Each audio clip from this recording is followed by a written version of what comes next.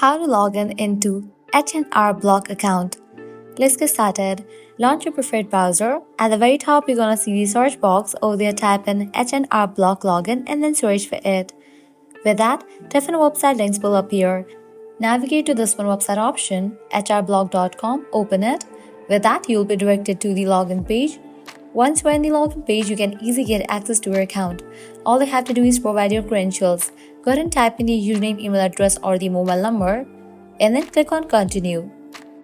Now go ahead and type in your password, or also you can use one-time security code to log into your account. If you want to use that, just go ahead and click on your phone number or your primary email address. You'll be receiving code, you have to type in that code, and with that you'll be logged into your account.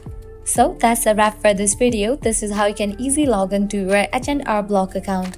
At the end, if you guys find this video helpful, don't forget to like, share and subscribe to our channel. Thanks for watching.